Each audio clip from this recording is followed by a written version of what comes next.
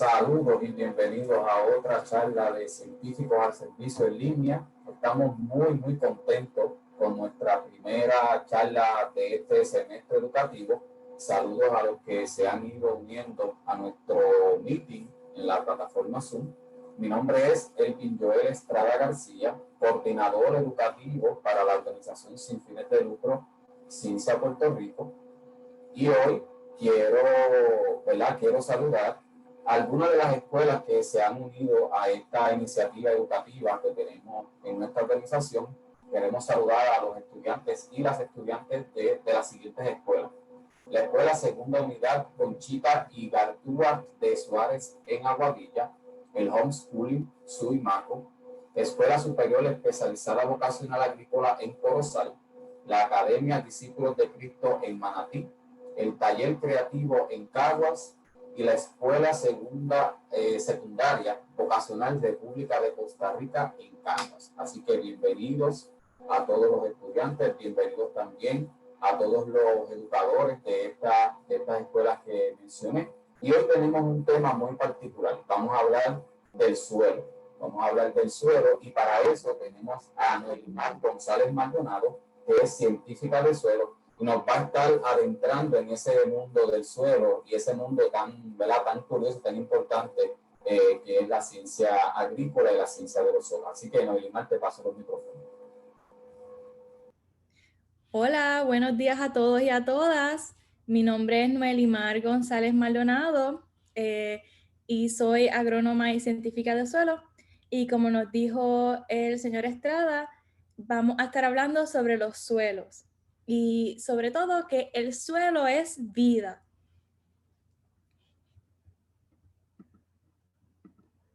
Ok, un poquito de mí.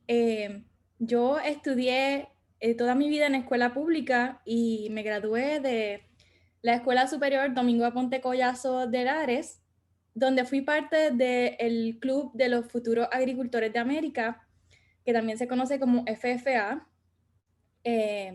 Y junto a clases de agricultura que pude tomar, fue donde comencé a interesarme por las ciencias agrícolas, por los recursos naturales.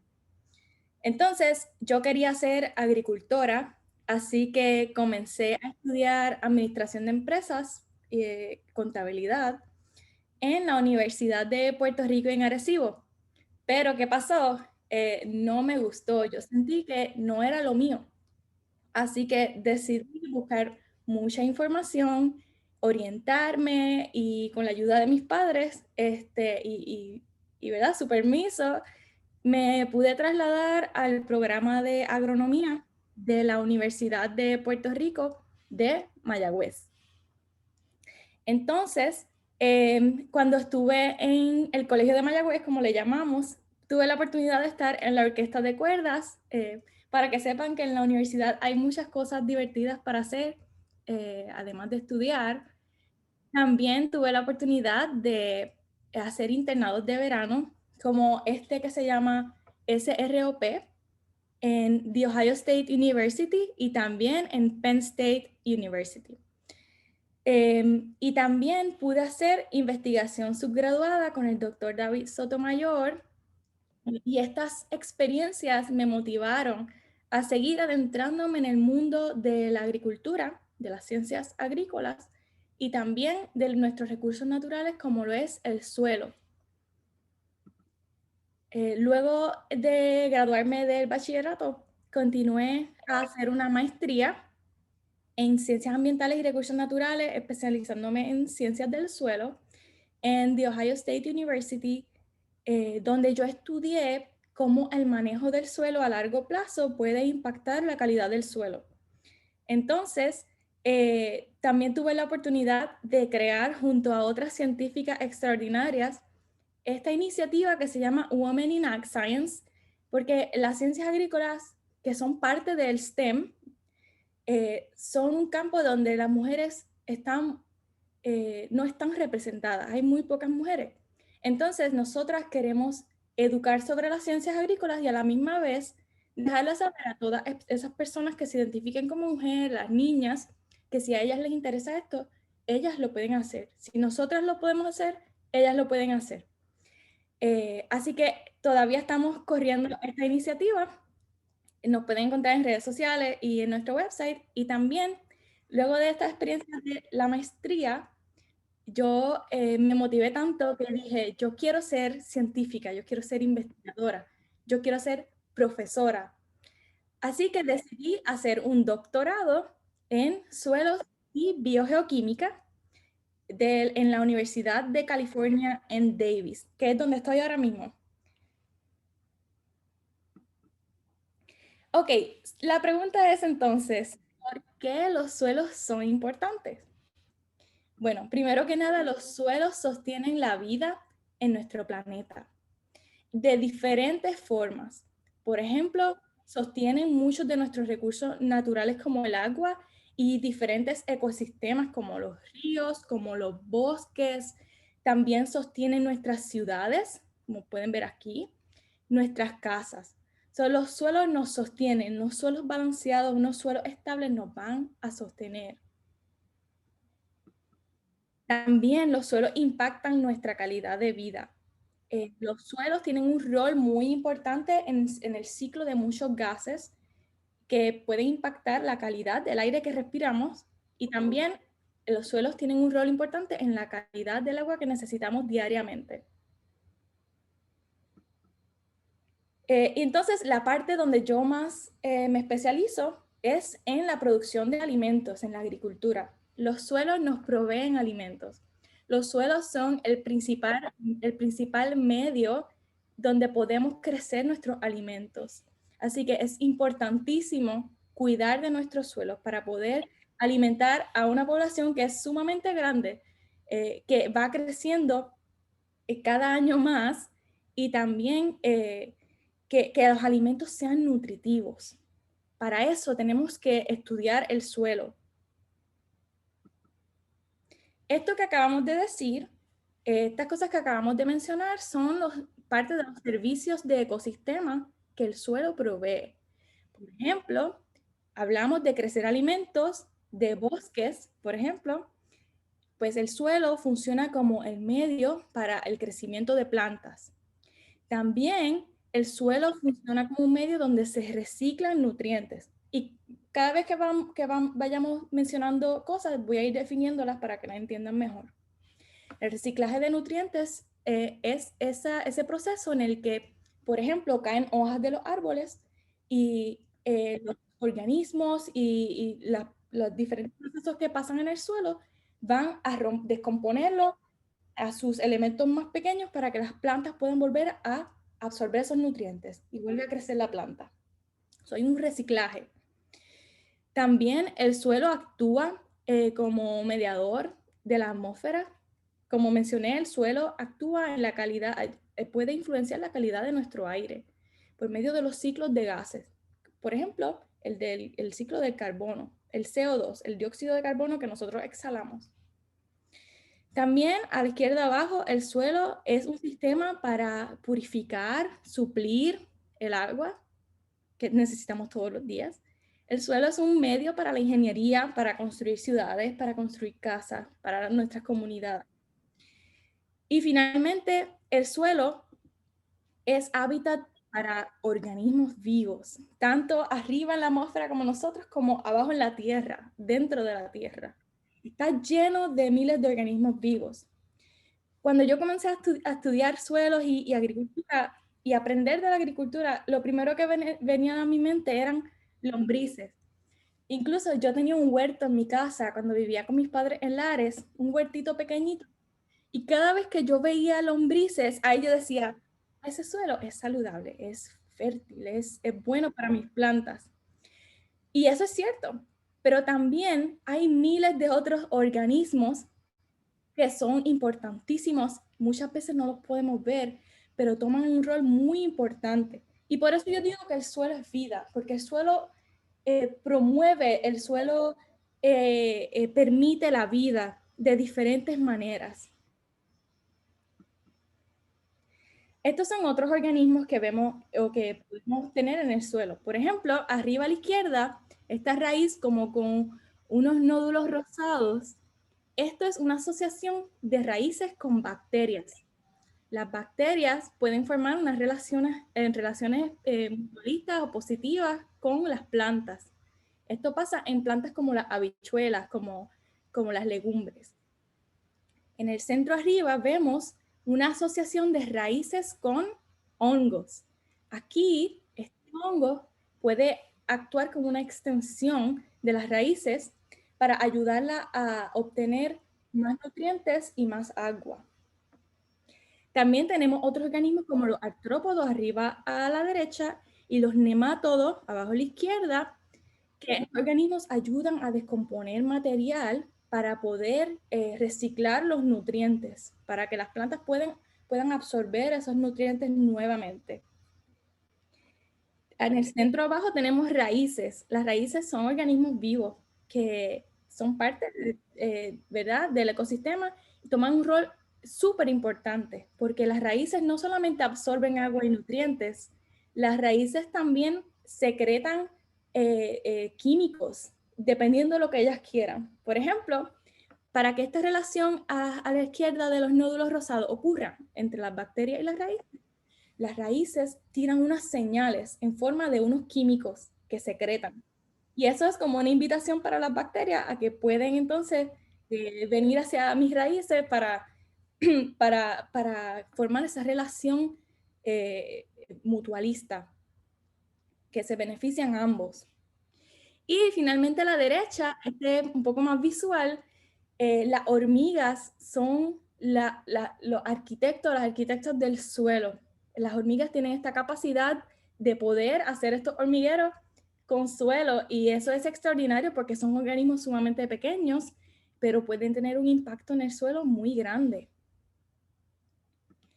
Ok, so estos organismos del suelo son extremadamente importantes porque son los protagonistas de que procesos esenciales del suelo puedan ocurrir, como la descomposición de material, reciclaje de los nutrientes que hablamos, la estructura del suelo, que ese suelo esté estable, la regulación de comunidades microbianas. Por ejemplo, que si hay organismos que no son buenos, hay organismos que pueden afectar negativamente las plantas. Si no tenemos una comunidad balanceada y resiliente, es posible que esos organismos malos se adueñen de ese espacio. Si tenemos una comunidad balanceada, es menos probable de que podamos tener ataques de patógenos, por ejemplo. Entonces, también el crecimiento de las plantas. Y estos procesos son sumamente importantes para los servicios de ecosistema del suelo que hablamos justamente ahora. Y a esto que mencionamos como la comida, producción de comida, fibras, combustibles, quiero añadirle la producción de antibióticos, que los antibióticos se pueden obtener de hongos del suelo. Y los antibióticos son sumamente importantes para nuestra salud y demás otros animales, por ejemplo. También materiales para construcción, secuestro de carbono, y esto es algo súper cool porque es el proceso en el que el suelo puede guardar carbono del dióxido de carbono que nosotros exhalamos. Ese dióxido de carbono, CO2, es un gas que tiene efecto invernadero. Ese gas, cuando está en altas cantidades en la atmósfera, en el aire, causa calentamiento global, aporta al cambio climático. Entonces, los suelos, por medio de las plantas, pueden coger ese CO2, ese dióxido de carbono, por medio de las plantas, que las plantas hacen fotosíntesis para producir su energía, ¿verdad?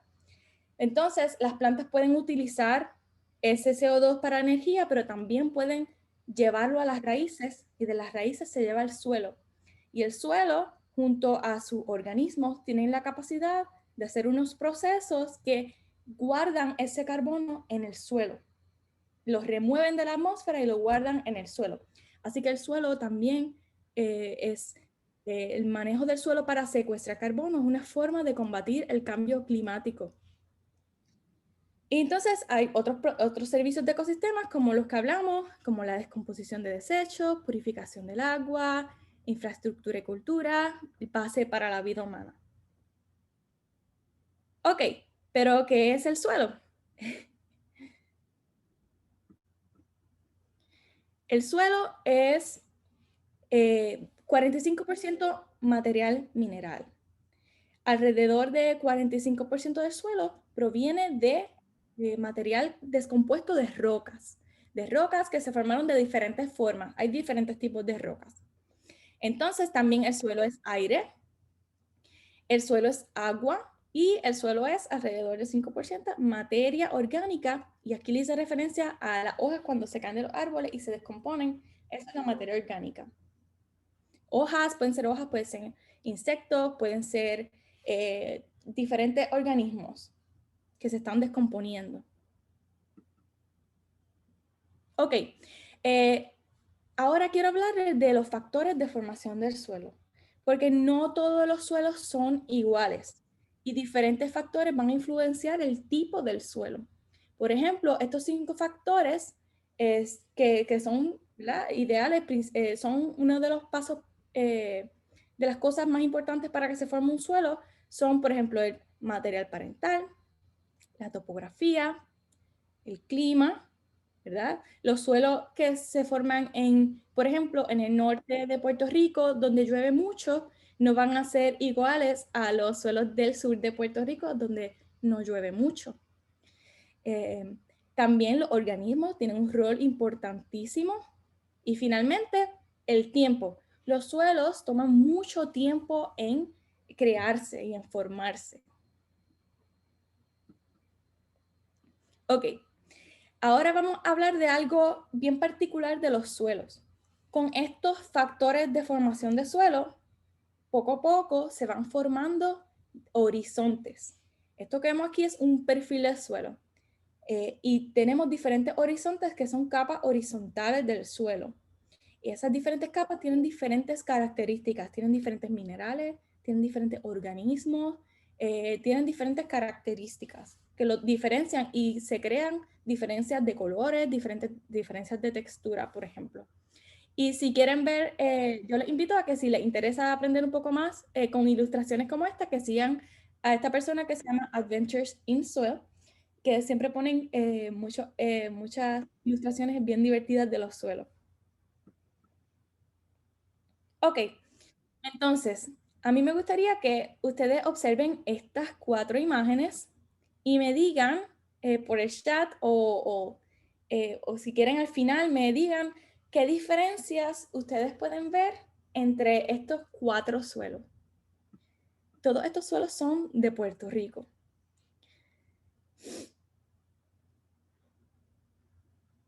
Por ejemplo, yo creo que no tengo, déjame ver si puedo ver el chat, sí lo puedo ver.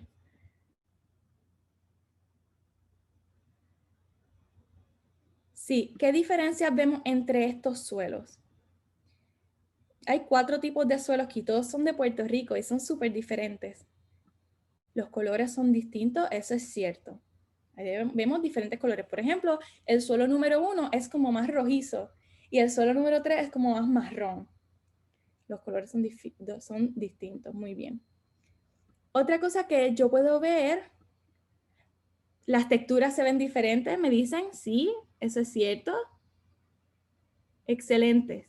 Algunos están mojados, puede ser, es cierto, puede ser que estén mojados. Uno tiene piedra en la parte de abajo, muy bien, exacto. El número 4 vemos que tenemos en la parte de abajo, el horizonte de abajo, ¿verdad? Tenemos más piedras que arriba. Arriba no se ven piedras, los horizontes de arriba. Excelente. Se encuentran en diferentes climas, muy bien. Todo eso está perfecto. Todos estos suelos son de Puerto Rico y para que vean que Puerto Rico, en un lugar tan pequeño, pueden formarse suelos súper diferentes, con características súper diferentes. Y a esto vengo, la diversidad de Puerto Rico es extraordinaria, la diversidad de los suelos. Esto es un mapa de los diferentes tipos de suelos de Puerto Rico. Y para que vean, existen, con el método de clasificación de Estados Unidos, existen 12 tipos de suelo. Cada suelo tiene su característica única. Entonces Puerto Rico, de esos 12, tiene 10. Y eso es algo extraordinario. En un lugar tan pequeño, eso está brutal. Entonces, por eso es importante cuidar de nuestro suelo para conservar esta diversidad porque esta diversidad representa muchas oportunidades de diferentes ecosistemas. Entonces, para que tengan perspectiva, esto es un mapa de Estados Unidos con sus tipos de suelo, incluyendo Hawái y Alaska. Y aquí abajo está Puerto Rico. Puerto Rico es un lugar tan pequeño comparado con Estados Unidos y los demás territorios. Y con todo eso tenemos una diversidad de suelo extraordinaria. Ok, ahora vamos a hablar de la textura del suelo. Tenemos básicamente tres partículas del suelo principales. La arena, que son las partículas más grandes. Tenemos el limo, que es una partícula intermedia, y la arcilla, que es una partícula más pequeña. Entonces, a mí me gustaría invitarlos a cuando terminemos esta charla y ustedes estén en su casa, o ustedes tengan acceso a un patio ¿verdad? Y tengan permiso y todo eso, que experimenten la textura del suelo, porque hay un método manual de hacerlo. Por ejemplo, usted puede ir al patio, tomar una muestra de suelo con una palita o lo que pueda, ¿verdad? Alrededor de 4 pulgadas, le saca todas las raíces y todas las hojarasca que tenga y va a seguir estos pasos. El número 1, va a mojar un poco el suelo, cosa de que la consistencia sea como una plasticina, y va a ser como una bolita, el paso número 2. Luego, a mí me gusta, luego de hacer una bolita, hacer como una serpiente, una culebrita, y luego que tengamos el suelo con una buena consistencia, que no esté muy mojado, entonces vamos a tratar de hacer una cinta, como se ve aquí en la parte número 3. Después que hagamos esta cinta, podemos medirla, pero el concepto básico de esto es, mientras más larga tú puedas hacer esa cinta con el suelo, quiere decir que más arcilloso tu suelo es. Mientras más corta es, quiere decir que más arenoso tu suelo es. Y si es como intermedia, pues es más limoso. Y es para que vean más o menos las diferencias de suelo. Aquí a la izquierda al principio tenemos un suelo arcilloso. Y usualmente estos suelos rojizos o anaranjados que vemos en Puerto Rico, que tardan mucho en drenar, se tardan en drenar cuando llueve, son suelos arcillosos. En el medio aquí, en la mitad, tenemos arena y tenemos la arena de la playa es suelo. La arena drena muy rápido y a la derecha tenemos un suelo limoso, que esto es un poquito más difícil de diferenciar entre el arcilloso y el limoso, pero cuando hacemos la prueba, el experimento de textura que mencionamos ahora mismo, podemos entonces diferenciar mejor. También hacemos análisis en el laboratorio. Entonces, ¿cómo estudiamos la calidad del suelo? Muy bien, pues a la izquierda vemos una foto de, esto es un suelo de Mayagüez. Usualmente nosotros siempre tenemos que seguir el método científico. Entonces, tenemos que primero observar, es el primer paso. Luego vamos a desarrollar o formular un problema y una pregunta. Hay un problema y cuál es la pregunta, ¿verdad?, que yo voy a hacer acerca de ese problema. Y luego vamos a hacer una hipótesis. Luego de esa hipótesis, vamos a ver cómo vamos a estudiar. Siempre hay que buscar información, siempre hay que leer qué otros estudios se han hecho, qué ha pasado en tal sitio, buscar información para aprender bien sobre el tema. Y luego vamos a formular formas de poder estudiar y contestar esa pregunta. Pues usualmente vamos al campo. Vamos al campo primero, como ven aquí. A veces hacemos análisis en el campo y después tomamos muestras y las llevamos al laboratorio, como vemos aquí a la mano derecha. Entonces, cuando nosotros queremos estudiar la calidad del suelo, la salud del suelo, nos vamos a enfocar en las propiedades físicas, químicas y biológicas del suelo. Por ejemplo, las propiedades físicas, aplicamos la disciplina de la física en las ciencias del suelo y podemos medir cosas como la infiltración del agua, la capacidad de retener agua, textura, entre otros. Esto es un instrumento que en esta foto que se usa para medir la infiltración del agua. Luego, Las propiedades químicas podemos estudiar, esto se usa mayormente en el laboratorio, cosas como nutrientes. Nutrientes son elementos que vemos en la tabla periódica como nitrógeno, fósforo, potasio, calcio, magnesio y azufre. También vemos el pH del suelo, la materia orgánica, salinidad, contaminantes. Y finalmente, evaluamos las propiedades biológicas del suelo. Por ejemplo, la actividad microbiana, como la respiración microbiana, la diversidad de esos microorganismos, qué patógenos hay, el reciclaje de nutrientes, descomposición de la materia orgánica, entre otros. Y hablando de la materia orgánica, yo quiero resaltar esto. Y es que la materia orgánica del suelo es uno de los componentes del suelo más importantes para evaluar la calidad del suelo. La materia orgánica no tiene nada que ver con pesticidas y fertilizantes, no tiene nada que ver con agricultura orgánica como tal. La materia orgánica es ese material que una vez estuvo vivo, como las hojas, como insectos, otros organismos, pero ya no lo están, y entonces comienzan a descomponerse. Y entonces, cuando hablamos de orgánico, significa que el compuesto está ese material está compuesto principalmente de carbono. Entonces, mucha materia orgánica le puede dar este color oscuro a los suelos. Y las dinámicas de la materia orgánica están conectadas directamente con la biología, la actividad de los microorganismos. Por eso los microorganismos son esenciales. ¿Cuál es el problema? El problema es que la forma en que manejamos el suelo puede impactar su calidad. El manejo irresponsable o intensivo del suelo puede causar degradación casi irreversible del suelo. Algunas prácticas detrimentales son, por ejemplo, arado intensivo, que es esto, pasan un tractor, rompen el suelo con un implemento para crear un efecto temporero de incorporar aire y como soltar para las raíces. Pero esto crea un efecto temporero, es efímero. Luego de un tiempo se va a crear compactación y eso es peor. Así que hay que tener cuidado con la intensidad y con la frecuencia. Otra práctica que es detrimental para el suelo es dejarlo expuesto, dejarlo desnudo. No podemos dejar los suelos así expuestos. Necesitamos mantenerlos cubiertos todo el tiempo porque si no, ¿qué va a pasar? Igual que con el arado, cuando nosotros dejamos el suelo así vulnerable, cuando llueve, se va a erosionar, se va a ir con la lluvia. Entonces, esa primera capa del suelo, el horizonte principal de arriba, ¿verdad?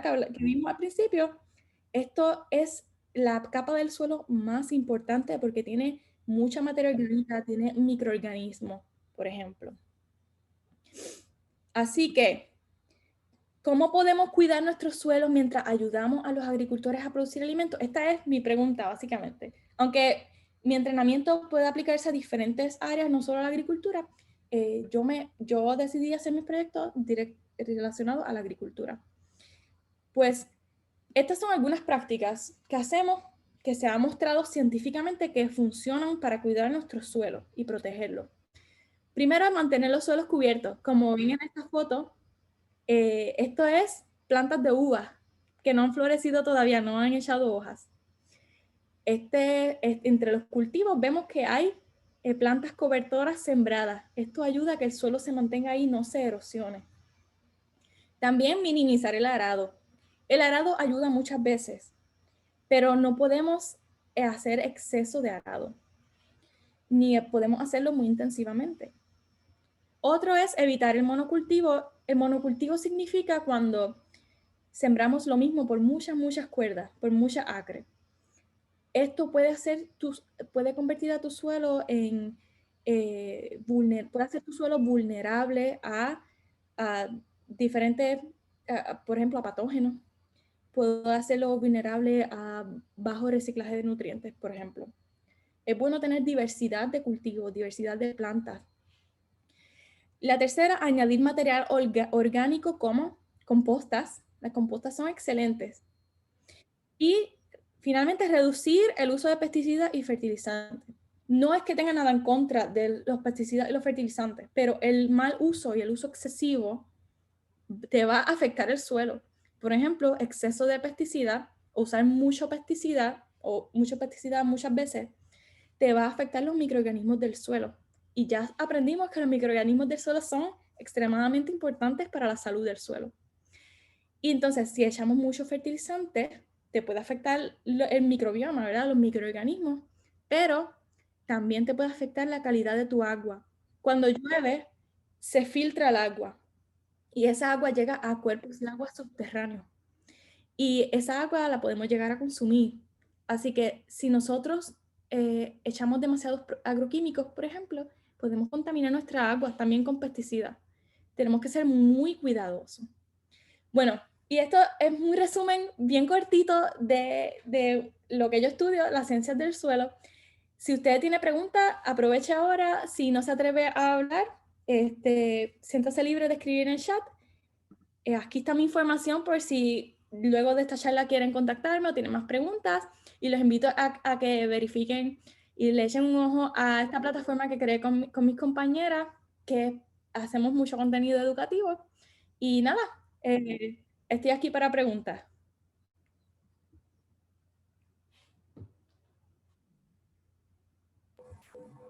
Muchas gracias, Noelimar. Estamos muy complacidos con tu presentación. Me entusiasma mucho que nuestros estudiantes, ¿verdad? Nuestros participantes de las escuelas públicas y privadas, pues tengan, ¿verdad? De esta manera, tengan el acceso a este tipo de ciencia y que esté también explicada y que lleve un mensaje, ¿verdad? También de concientizar y cuidar nuestros suelos y eso. Pues mira, dentro del chat, ya, ¿verdad? Poco a poco pues vamos a ir recibiendo más preguntas, pero quiero comenzar con una pregunta sencilla. ¿Qué es para ti, verdad? Y para que también le expliques a nuestros participantes y a los que nos están viendo por el Facebook Live, ¿qué es un suelo? ¿Cuál es la definición de un suelo sano? Ok. Un suelo sano siempre va a depender para qué es el suelo, ¿verdad? Un suelo sano para una ciudad, para construir casas, no necesariamente es lo mismo que un suelo para producir vegetales. Pero usualmente un suelo sano es un suelo que tiene la capacidad de promover vida. Por ejemplo, de crecer plantas, de fomentar biodiversidad. Un suelo, otra característica, un suelo que no esté muy compactado. Un suelo que no está contaminado con metales pesados, por ejemplo. Hay ciudades grandes, por ejemplo, en Chicago, yo recuerdo compañeros que tenían investigación en fincas urbanas o huertos urbanos de Chicago que tenían problemas con contaminantes como plomo. Entonces, un suelo sano sería un suelo que no esté contaminado con metales así como plomo, un suelo que no tenga exceso de sales, un suelo que tenga los nutrientes necesarios o que pueda tener ese reciclaje de nutrientes necesarios sin depender mucho de fertilizantes. Esas son más o menos características de suelo saludable, suelo de buena calidad. Hay diferentes tipos de suelo que no necesariamente un suelo tiene que ser exactamente con una estructura o una textura específica. Los suelos siempre van a ser diferentes, entonces uno tiene que manejar para que no ocurran esas cosas como contaminar con metales, contaminar con exceso de sales. No queremos un suelo que contamine el agua, queremos un suelo que no se erosione, que se mantenga en su lugar. Esas son unas características de un suelo sano. Tengo aquí una pregunta, tengo varias preguntas en el chat. Gaby nos pregunta, ¿cuántos tipos de tierra o suelo existen? Ok, nosotros lo llamamos órdenes. Esos son como que los tipos principales de suelo. Nosotros usamos en Puerto Rico el sistema de clasificación de Estados Unidos. Y hay 12 tipos de suelo generales. Dentro de esos 12 tipos de suelo, cada uno tiene más como clasificaciones, pero en general son 12. Y Puerto Rico tiene 10 de esos 12. Quizás para contestar la pregunta de Fátima Millán, porque ella pregunta, ¿cuáles son los suelos ¿qué más hay en Puerto Rico? Quizás te vamos a ir a la ilustración que tú compartiste para que... Sí, vamos a esa ilustración. Ya voy llegando. Los suelos que más hay en Puerto Rico son los Sí, insectisoles. Aquí, en el azul como más oscurito, son los insectisoles. Y esos son los suelos que más hay en Puerto Rico. y ese tipo de suelo, ¿qué tipo de características tiene?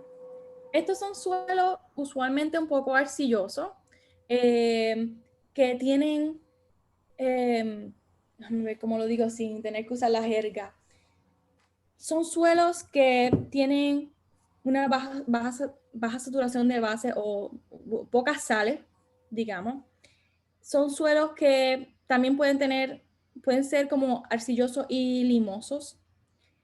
Se forman cerca de las montañas. Vamos a ver, tienen usualmente buena infiltración, no se inundan y no se hace como que una piscina, por ejemplo. Estas son más o menos las principales características. Son suelos usualmente que se ven marrón, no se ven muy rojos. Yo creo que esas son unas características básicas que le puedo decir sin tener que entrar a la jerga como tal. Pero recuerden que es insectisols. Débora Esther nos pregunta, ¿habrá más profundidad en el horizonte? No sé si esto se refiere a algo particular que tú estabas hablando. Sí, pueden, o sea, el suelo, lo que pasa es que los científicos de suelo estudiamos como esos primeros 6 pies, 8 pies más o menos de profundidad. Entonces, cuando queremos mucha más profundidad, digamos 20 pies de profundidad, usualmente ahí se encargan los geólogos. Ahí es donde van más los geólogos a estudiar. Pero sí, hay más profundidad, hay mucha más profundidad en los suelos. No sé el número exacto, pero son muchos, muchos pies de profundidad. Madeline Soto nos pregunta, ¿de qué manera se afecta el suelo por los llamados pozos sépticos? Con los pozos sépticos. Sí. Esa es una buena pregunta. Si estamos hablando, si el agua, voy a tratar de contestarla lo más posible. Si pozo séptico, como si esa agua entrara al suelo, ¿a eso se refiere? Me imagino que sí, porque aquí en Puerto Rico, mayormente en Puerto Rico, hay diferentes comunidades y cada comunidad tiene un sistema de pozos sépticos diferente. Hay unos que están conectados a un alcantarillado, que eso llega directamente a una planta de la autoridad, otros pues, llegan al mar, pero otros construyen un hoyo detrás de sus casas y usualmente pues rodeado, ¿verdad?, de bloques de cemento y todo eso, y hacen un hoyo ahí, ¿verdad? Y ahí entonces es que almacenan toda esa agua. Ok, sí, perfecto. A mi entender, cuando yo estuve en Penn State, trabajamos con un proyecto que utilizábamos agua como si fuera de pozo séptico, pero ya había pasado por un proceso. Usualmente lo que pasa es que se va a filtrar el agua. Se va a filtrar, pero si no hay la profundidad suficiente para que se filtre bien, es posible que algunos de los compuestos de esos desechos lleguen a cuerpos de agua subterráneos. Okay. Interesante. Carlos nos pregunta cómo yo puedo reparar un suelo que ya está contaminado. Ok, hay diferentes formas de repararlo. Por ejemplo, una forma puede ser con plantas. Hay plantas que se le dice, eso se llama fitorremediación. Hay plantas que pueden absorber ciertos elementos y entonces luego tú puedes remover esas plantas de ahí y ponerlas en otro lugar, y ayudan a coger algunos contaminantes del suelo. Pero yo creo que la forma más común de hacerlo es alterando el pH del suelo, porque el pH del suelo controla qué nutrientes van a estar disponibles o qué elementos van a estar disponibles y la forma en que esos elementos van a estar en el suelo.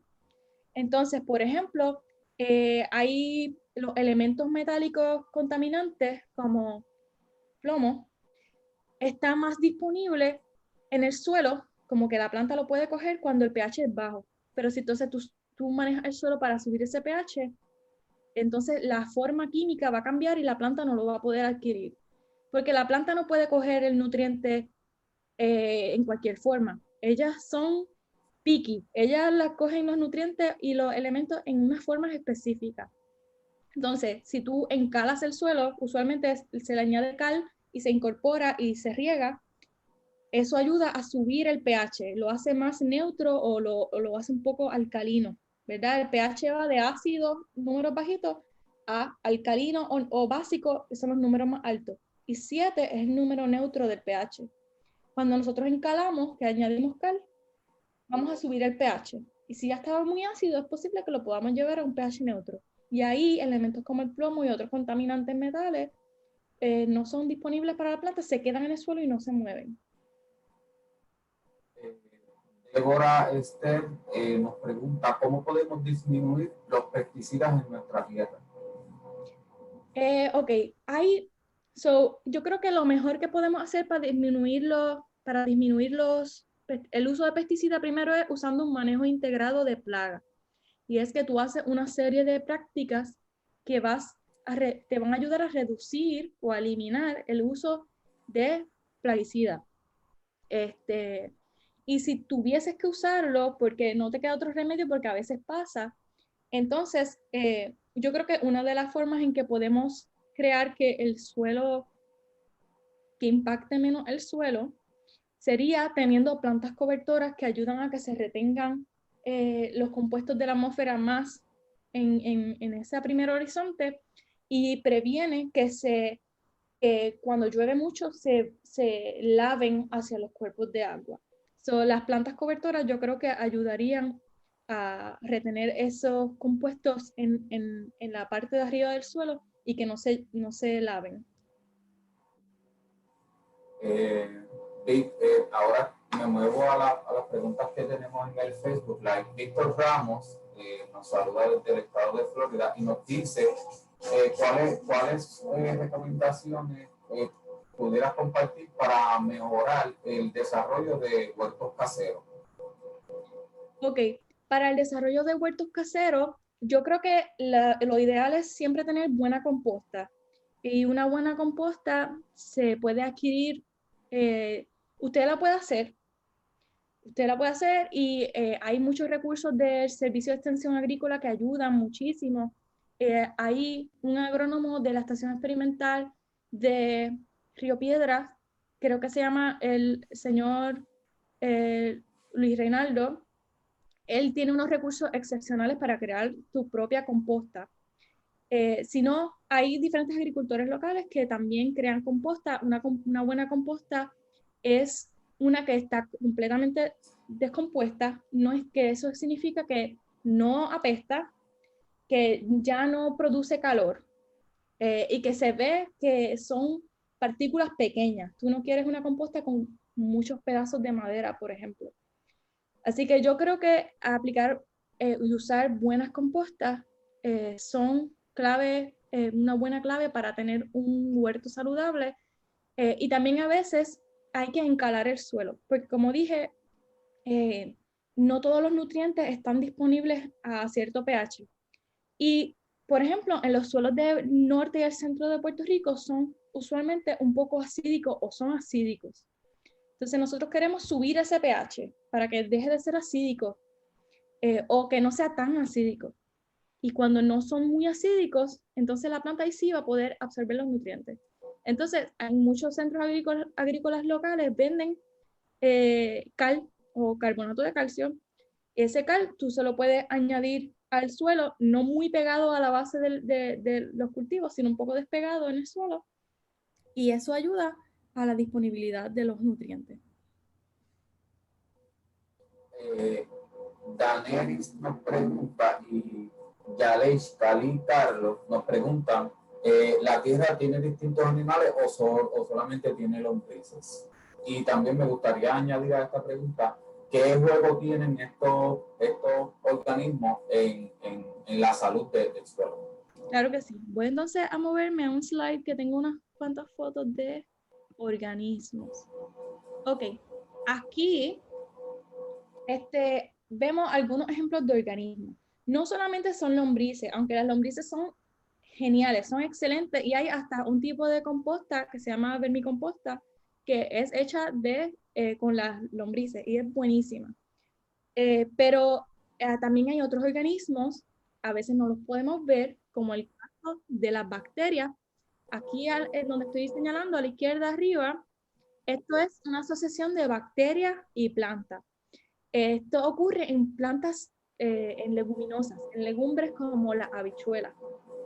Y eh, pues están las bacterias. Las bacterias son uno de los organismos más abundantes y no todas las bacterias son malas. La mayoría son buenas, tienen un rol bueno en la tierra y para las plantas. Pero también hay algunas malas que hay que controlarlas. Hay hongos, hay muchos hongos y no todos los hongos son el típico honguito que vemos sobre el suelo. Esa es la fase reproductiva de un hongo. Pero muchos hongos se esparcen con hifas, ese es como si fueran raíces, por el suelo. Y los hongos también, los hongos y las bacterias son de los organismos que tienen unos roles extremadamente importantes en el suelo, porque ayudan a descomponer, ayudan a formar agregados. Por ejemplo, en este hormiguero, ven que hay como unas estructuras casi circulares, más o menos. Estas estructuras que se ven, esos son agregados.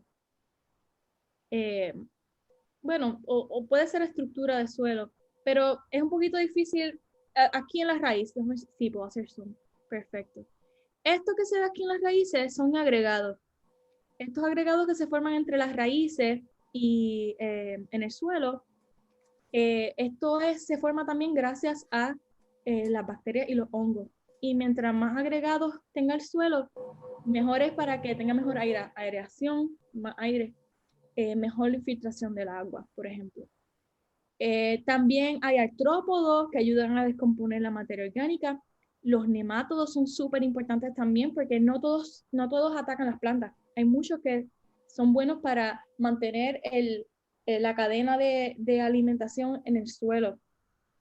A ellos les gusta comer otros organismos y ayudan a descomponer más todavía. Hay las hormigas. ¿Qué más? Hay animales más grandes. Yo creo que en Puerto Rico no lo hay, pero hay un animal aquí en California donde yo estoy que se llama gopher, que es un animal que es subterráneo y es un mamífero y es como un conejo de grande. Y ellos hacen túneles por la tierra. Hay otros animales así que son más grandes, hacen túneles por la tierra también. Tengo aquí una pregunta de Fátima Millán que dice, ¿cuáles son las características de un suelo contaminado? Un suelo contaminado depende de qué contaminante sea. Por ejemplo, si es un suelo contaminado con sales, un suelo que tiene muchas sales, el agua no va a filtrar. Entonces, tú vas a tener un suelo que no tiene estructura, que no tiene los agregados que mencioné. Entonces, las plantas se te van a quemar porque el exceso de sales quema las plantas. Un suelo contaminado con sales, ¿qué más? Es muy difícil de arar. Es un suelo que pierde su estructura y se hace como una solución. Entonces, nosotros no queremos eso porque además de que no puedes sembrar ahí porque se van a quemar las plantas y no va a estar muy mojado porque el agua no filtra, no puedes construir tampoco porque el suelo no es estable. En un ejemplo así, con un suelo contaminado con exceso de sal y sodio, no se puede hacer absolutamente nada. No se puede tener ni siquiera estructuras recreacionales como sillitas o un parque de béisbol, nada se puede hacer. Entonces, por eso tenemos que estar muestreando los suelos y y remediándolos para que no llegue a ese punto.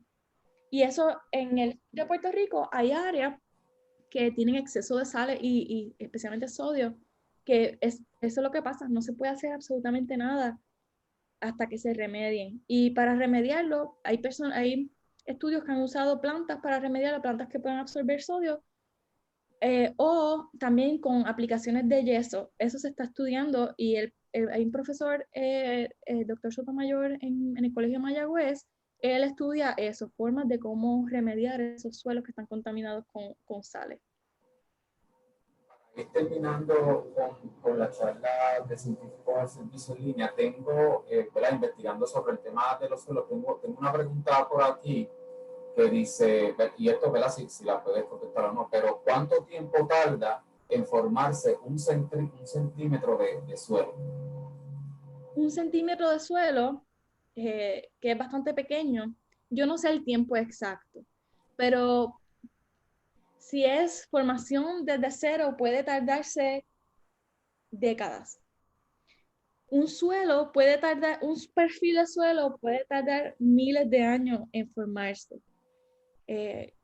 Cuando hablamos de suelo, de formación de suelo, remediación, manejo del suelo, muchas veces los cambios los vemos a largo plazo.